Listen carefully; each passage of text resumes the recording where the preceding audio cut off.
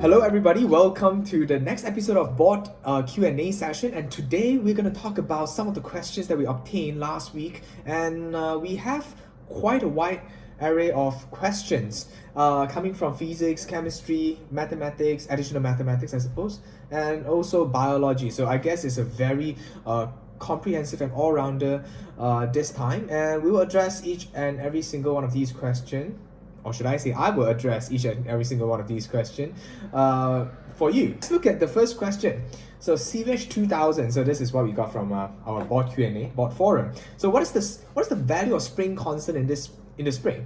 So a student wishes to determine the spring constant of a spring where it obeys Hooke's law. Different loads are hung from the spring and its length is measured for different load. So the table shows the results of the experiment.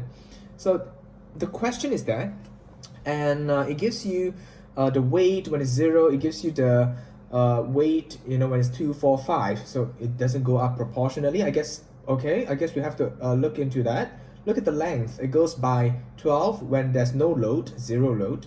It goes 20 cm, 28 cm, 38 cm when it's 5 Newton. So very simple. To find Hooke's law, the first rule is F equals to Kx. F equals to Kx. That is the first rule of Hooke's law. You need to first address this. Why is it so? Because the definition of Hooke's law is quite direct. It says that the extension of spring has to be directly proportionate to the force applied to it, unless it exceeds what we call the elastic limit. So that's something that you need to know. That's how we obtain the formula. So this again is the force applies to it, the force in Newton. This X stands for extension, or represents extension, normally in terms of meters, but this case cm, I guess it's fine, because it doesn't really matter when the question or the options given are all in newtons per cm, so that's fine. So how do we do this? Simple. First, we take the original.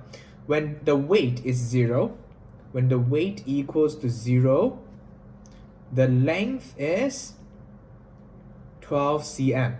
So that's the original length. I mean, how do I know? Because when there's no weight attached to it, the length is 12 cm. That should be the original length. But when the weight is 2 newtons, the length extends to 20 cm. So in this case, quite easy to tell. Our main idea is to apply the formula, and I understand that the length is 12 cm. This is the original. Okay, let's just say this is the original. Okay, and this is extended. Extended. So extended. So what is the extension then? If you do the calculation, you do the math, you take 20, which is the final length, minus the original length. Your extension is 8 cm, which is what you need here. The extension is 8 cm. What about the weight? The weight, apparently, you're adding 2 newtons to it, so the rest is just formula application. So F equals to Kx. So F equals to Kx, your force is 2 Newton, K, length is 8 cm, so K equals to 2 over 8, which gives you 1 over 4 newtons per meter. In this case, newtons per cm. Okay, so that is the answer for the first question. So I hope you're okay.